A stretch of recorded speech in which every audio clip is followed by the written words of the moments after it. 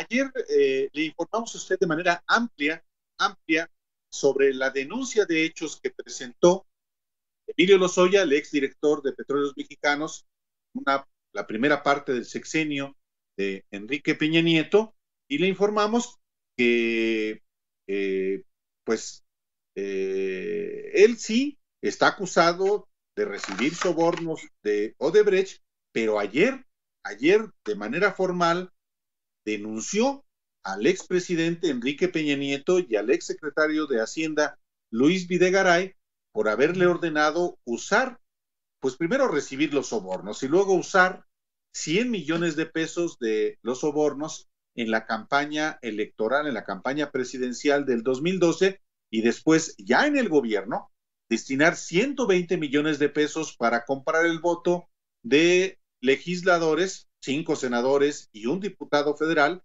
para aprobar la reforma energética de 2013. Sí, le comentábamos también a usted que en esta denuncia señala pues a estos dos personajes, pero deja abiertos otros nombres que se quedan pues en la denuncia, que Gers Manero no puede mencionarlos, no puede señalarlos, y la denuncia va por la parte de 2012, la parte electoral, y también va por el lado de etileno 21, que ahí alcanza, en teoría es un fraude transeccional que empieza con Felipe Calderón y se concluye con el expresidente Enrique Peña Nieto. Este etileno 21, del cual hemos hablado ampliamente aquí, involucra a una de las mayores máquinas de corrupción del planeta. Literalmente es eso, aparte de que construía cosas, era una máquina de corrupción, dicho por los fiscales de distintos países, incluyendo el de su propio país, Brasil. Me refiero a Odebrecht. Efectivamente, y bueno, ayer en la denuncia presentada por Lozoya, supuestamente, según el fiscal Alejandro Gers Manero, presentó como pruebas 4 testigos, recibos y un video. Y es ahora el Ministerio Público el que debe decidir si llama a declarar a los imputados en la denuncia de Lozoya. Hoy el presidente de la República por la mañana se manifestó en ese sentido, y por su parte Lozoya fue imputado, eso también es muy importante no perderlo de vista, por haber recibido los 10.5 millones de dólares de Odebrecht durante la campaña, para la campaña de Enrique Peña Nieto, y también, por supuesto, está acusado por la compra de la planta chatarra de agronitrogenados, además de lavado de dinero. Un asunto muy relevante,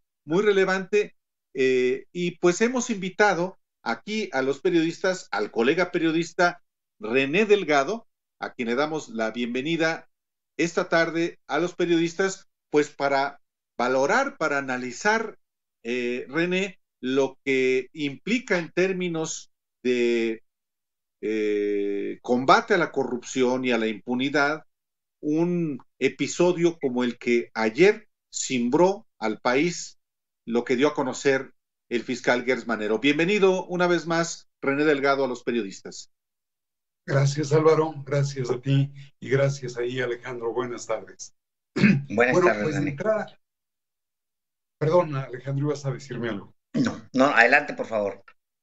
No, yo creo que en el fondo, aun cuando estamos hablando de personas, lo que queda sentado en el banquillo de los, no diría acusados, pero sí señalados, es el régimen político o el grado de putrefacción que alcanzó el régimen político cuando éste se finca en el dinero y en la corrupción.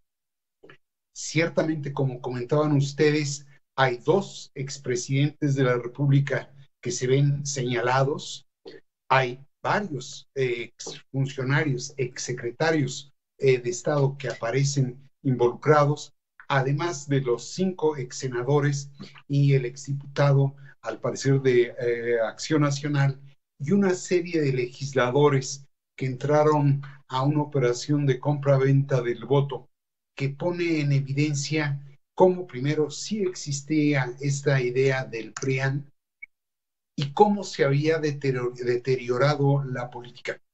El punto aquí es que más allá incluso del desenlace jurídico del propio proceso que se abre, si vamos a tener o no la posibilidad de restablecer una frontera clara entre política y delito. René, hay otros personajes que están seguramente señalados en la denuncia porque no los conocemos, se violaría el debido proceso, pero hay otros que sí conocemos que fueron parte de todas estas negociaciones y me refiero a los que el mismo, por ejemplo, José Murat cuenta en aquel famoso libro sobre el pacto por México, donde habla, entre otros, pues bueno, Juan Molinar Orcasitas, pero habla de Carlos Navarrete, habla del Niño Verde, de este señor Verde, le podemos decir, Jorge Emilio González, habla de Aurelio Nuño, por ejemplo, y de otros dos personajes interesantes, y también siempre bajo sospecha, que son Jesús Ortega y Jesús Zambrano, que en realidad Zambrano ha dicho y Ortega han dicho que ellos participaron en la formación de este pacto. No sabemos hasta dónde llega, pero la evidencia hasta el día de hoy es que, o lo que ha dicho el presidente y lo que sugiere el fiscal, es que se compraron las reformas. ¿Tú crees que lo que salga de Emilio Lozoya, de lo que está denunciando Emilio Lozoya, pueda ser todavía más amplio que un PRIAN, sino un PRIAN RD? O sea, es decir, ¿crees que haya más de fondo? Mira, yo creo que la respuesta está en el inicio de tu pregunta. Creo que no hubo un pacto por México, creo que hubo un impacto contra México, que no es lo mismo, ¿no? Y en esa medida sí creo que se llegó a dar una suerte de complicidades más que de alianzas, porque uno, te digo, tendría que estar de acuerdo con la posibilidad de la alianza en la política, pero no necesariamente con la complicidad en la política. Ciertamente no conocemos los nombres del total de involucrados, pero es evidente que cuando ya el dinero aceita los acuerdos políticos puede generar un maxiproceso. Yo no sé si ese maxiproceso sea de índole judicial o de índole política, pero el efecto indudable va a ser el político. Y en esa medida sí creo que vamos a ver qué grado de descompostura, y me permitiría decir de putrefacción, alcanzó la corrupción, perdón, el régimen político con motivo de la corrupción durante los últimos 2 sexenios. Es decir, no quiero mencionar nombres porque no tengo la certeza, pero sí creo que no solo sean funcionarios o cuadros o dirigentes del PRI, sino también del PAN e incluso, desde luego, de otros partidos. Si el Verde no ha aparecido, seguramente va a levantar un acta de discriminación, porque ellos siempre están muy puestos para servirse, ¿no? Hasta ahora, René Delgado han guardado silencio los directamente señalados en esta denuncia por Lozoya, específicamente Enrique Peña Nieto, el expresidente de la República, y Luis Videgaray. Ha guardado silencio también Felipe Calderón, después de que ayer el fiscal Gertz Manero lo alude en el caso de Etileno 21.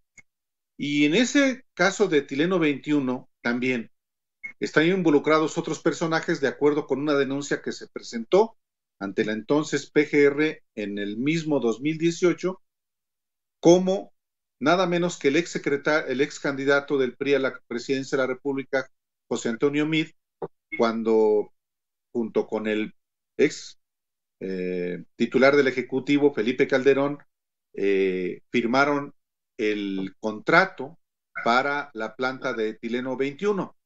Han guardado silencio. ¿Qué puede preverse?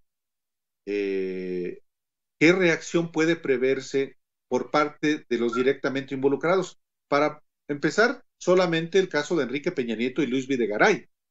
Ellos también le saben cosas seguramente a Lozoya. Así es, digo, yo creo que Emilio optó, es increíble, al convertirse en testigo colaborador y pretender beneficiarse del criterio de oportunidad, pasó de la condición de cómplice a testigo, por no decir delator. Y es evidente que tendrá que venir una contraofensiva, sea de carácter jurídico o de carácter político, a lo que él ha denunciado. Porque eso que señalas tú, Álvaro, es muy interesante. La denuncia de supuestos actos de cohecho y de sobornos no viene de un adversario político, viene de un aliado político, es decir, de alguien que era de ellos. Y en esa medida habla de una suerte de implosión en lo que fue un grupo en el poder. Es evidente que ellos tienen que diseñar su propia estrategia y ver si Lozoya cuenta con la habilidad jurídica y política para encarar seguramente a un ejército de abogados que van a tratar de desmentir la denuncia que él ha formulado. Yo creo que el silencio en este caso no es más que el antecedente, es la calma que antecede a la tormenta, ¿no? Pero indudablemente arrastra, no solo, por eso yo digo, no arrastra solo a cuadros y dirigentes políticos, sino incluso arrastra a instituciones, a partidos políticos con registro, a partidos políticos en vía de pretender alcanzar su registro e incluso, y este es un dato interesante, a lo que fue el Instituto Federal Electoral, porque se arropan en la bandera de la imparcialidad, del profesionalismo y del cuidado de la democracia, pero ellos sancionaron el gasto de campaña del PRI en el 2012 y resulta que ahí ingresaron 100 millones de pesos de procedencia ilícita, producto de sobornos. Entonces, por eso hablo yo de un maxiproceso, decía, no sé si judicial o político, pero sí creo que estamos frente a un hecho histórico. Más allá del esgrima verbal que tanto les encanta a los políticos, creo que estamos en un punto muy interesante, donde se tratará de ver si se rescata y reivindica la política y se fortalece o no el Estado de Derecho. Tenemos que irnos a un corte, René, pero antes, y por supuesto te invitamos a que nos acompañes a un siguiente bloque, y dejo sembrada simplemente una pregunta, si me lo permites. Me gustaría saber exactamente qué piensas, porque siempre René es muy interesante lo que escribe, lo que opina, de esa figura de la de testigo colaborador. Hay unos que la rechazan, hay otros que dicen, no, pues ahora. De hecho, hoy hubo reacciones justamente por lo de Rosario, la condición de Rosario Robles y la condición del mismo Emilio Lozoya. Si te parece, vamos a este corte y al regresar retomamos. Encantado. Muchísimas gracias. Vamos a un corte, volvemos.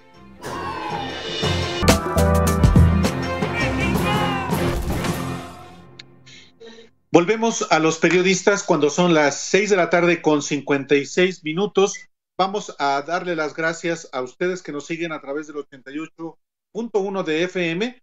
Le damos las gracias por acompañarnos esta primera hora en Los Periodistas y si usted gusta puede cambiarse a la canal 8.1 de televisión o seguirnos a través de YouTube. Y antes de continuar con la conversación con nuestro colega estimado René Delgado, pues le informamos hace un rato que el presidente de Argentina dio a conocer que producirá México junto con ese país la vacuna contra COVID-19, pero será México a través de la Fundación Slim la que producirá justamente la vacuna de Oxford y AstraZeneca. Esto se informó también hace un momento. Es la Fundación Carlos Slim la que va a producir la vacuna en el caso de México. Alejandro. Así es, interesante. Se está moviendo de última hora. Si hay algo que suceda en la siguiente hora, por supuesto que aquí lo tendrá en vivo en Los Periodistas.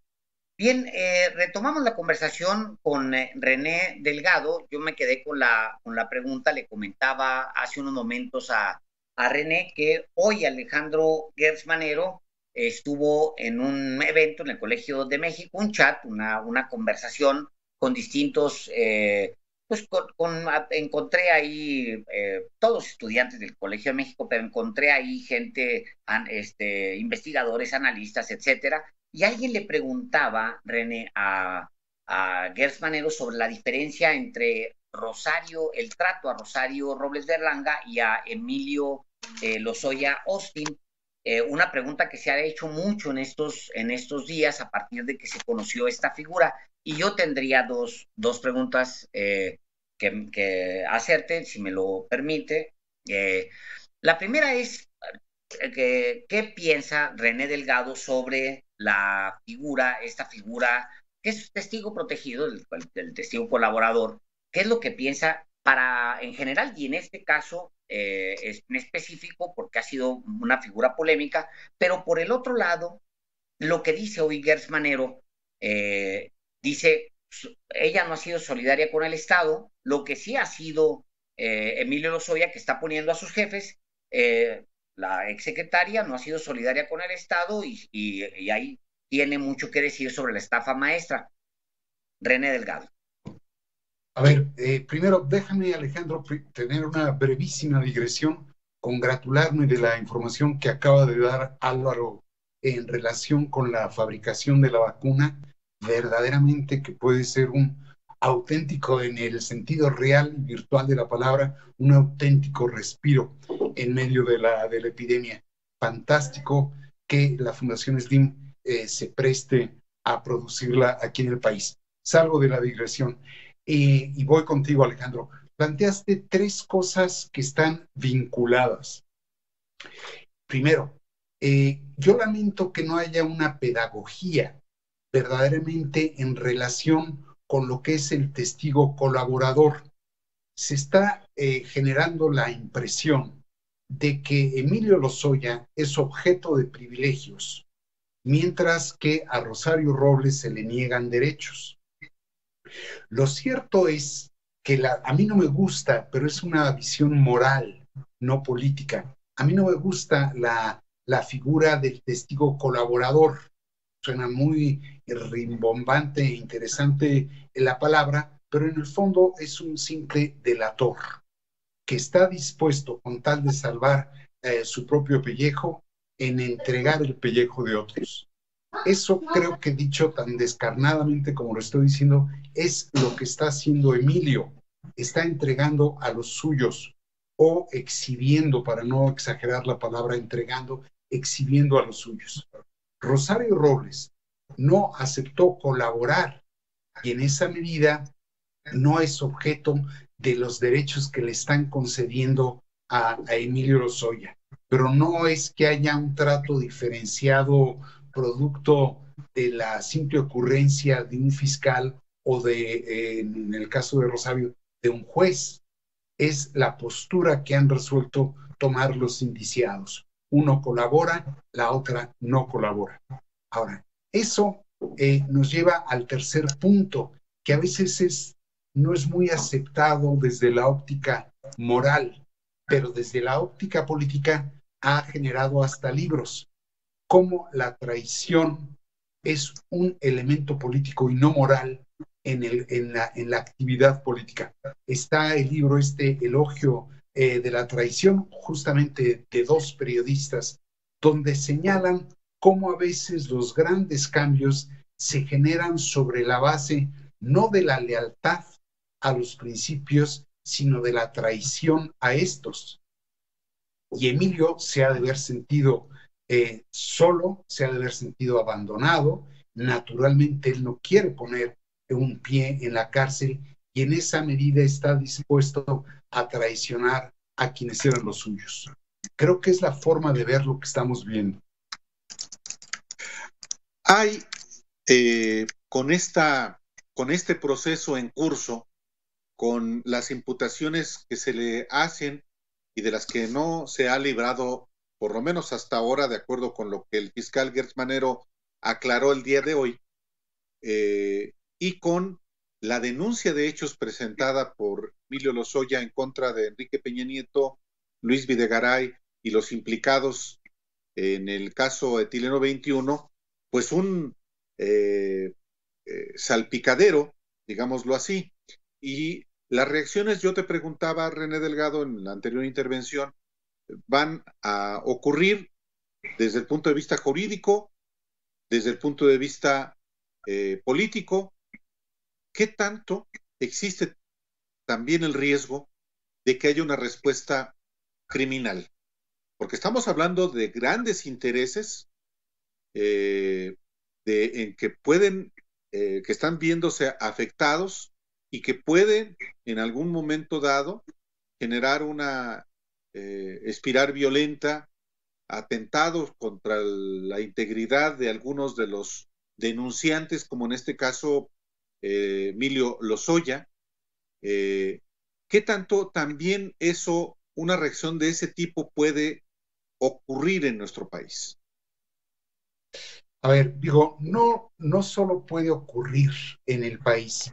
Los juegos de poder no siempre renuncian a la violencia. De hecho, a veces es la forma soterrada de la violencia, la propia política. Pero lo que estás señalando, Álvaro, es clave. Se están tocando verdaderos mecanismos de poder muy delicados. Hay resortes que pueden, en efecto, provocar una inestabilidad incluso política. Pero yo espero que se tomen las providencias del caso, que se conduzca de manera civilizada lo que estamos viendo, pero digo, no quiero yo entrar a especular sobre la probabilidad de que la violencia aparezca en el escenario, pero tampoco no puede uno negar esa posibilidad. Ciertamente sí, se tocan intereses muy poderosos y habrá que ver, por eso yo hablaba de que nos falta ver la reacción de los involucrados. Es decir, se pueden armar ejércitos de abogados o pueden naturalmente derivar incluso para propósitos de desestabilización e incluso de actores distintos a los involucrados, actos de violencia que pudieran provocar una situación aún más compleja de la que ya tenemos, ¿no? Cabe esa posibilidad, desde luego. René, adelante, Perdón, por favor. Creo que también habrá que ver cuál es la solidez. Primero, la denuncia de hechos no es una denuncia contra, es una denuncia de hechos. Habrá que ver si las probanzas que supuestamente tendrá que entregar este Emilio tienen la solidez que se presume. Antes se hablaba de 19 videos, ahora se habla de un video, de recibos y de documentos. Entonces, habrá que ver si en efecto estos respaldan a su dicho, pero lo cierto es que está expuesto, se ha expuesto una radiografía de cuerpo completo del grado de putrefacción que alcanzó la política. Perdón, Alejandro. Sí, se hablaba, René, en algún momento, él comentó el tema de tengo recursos y tiempo para romperle la madre, era su manera de, ahora sabemos que se dirigía a los que está señalando ahora, que es Videgaray, porque él se sentía desde entonces, nosotros platicamos mucho con el abogado aquí en Los Periodistas, con el ex abogado de Emilio Lozoya, y él hablaba de traición, y se refería a Peña y se refería a Videgaray, y hablaba cuando Emilio Lozoya habla de romperle la madre, pues habla de Peña y habla de Videgaray, que al final fueron a los que está señalando. Pero hay otro personaje que hoy sale en la conferencia de prensa del presidente, que está ya metido en la trama completita y que no estaba hasta hace 24 horas, que es Felipe Calderón Hinojosa.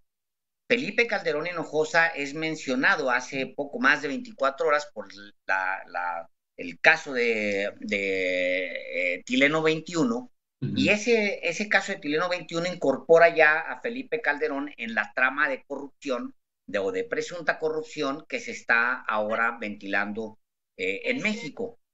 Y ese otro personaje es un personaje que aspira al poder, que no está en el retiro, al contrario, está tratando de fundar un partido y está tratando de utilizar todos los recursos que se le puedan. ¿No ves una posibilidad de que él lo utilice o ves todo lo contrario? Que todos los casos que trae Felipe Calderón lo lleven a un 2021 desastroso. A ver, estás tocando un temazo. Primero, él trae abierto ese frente de Tileno 21, pero aparte trae otro, que es el procesamiento del juicio de Genaro García Luna allá en Estados Unidos. Yo creo que este es un hombre que tenía aquella frase que decía que había que ganar el gobierno sin perder el partido. Él creo que perdió el partido sin ganar el gobierno.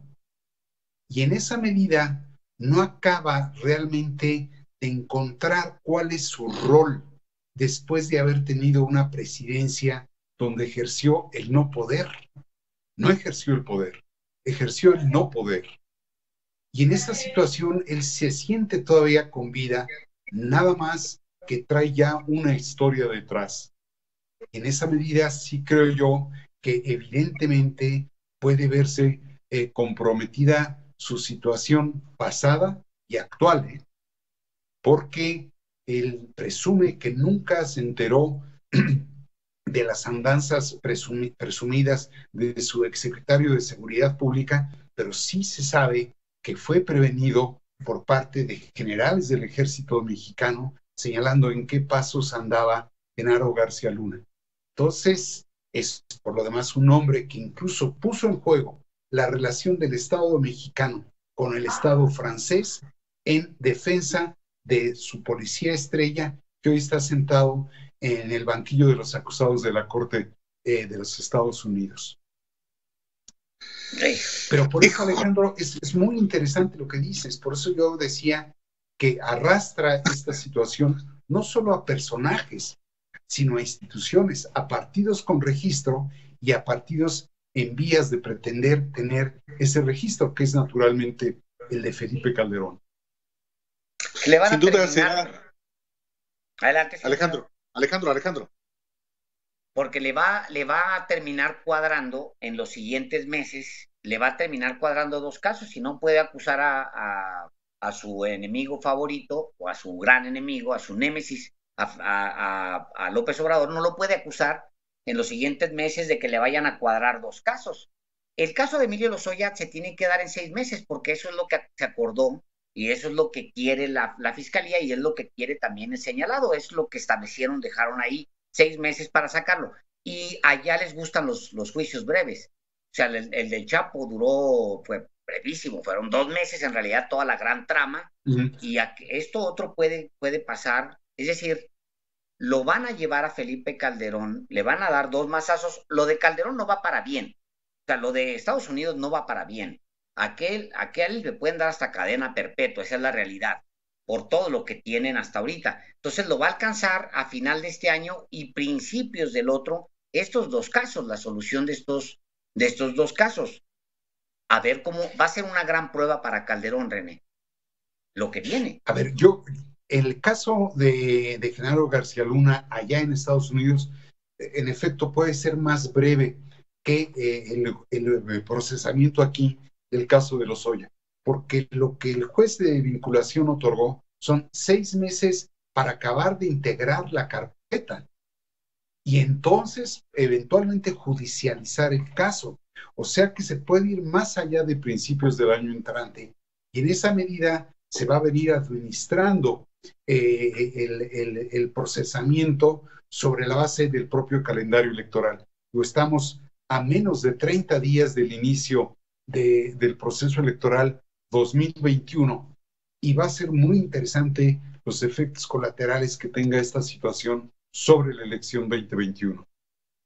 Vamos a seguir seguramente platicando, René, de estos asuntos que ya gravitan pues en la lucha por el poder en las elecciones del 2021, que ya en los hechos empezaron, formalmente comienza el proceso electoral la primera semana de septiembre, pero pues vamos a seguir platicando al respecto si tú nos lo permites, René.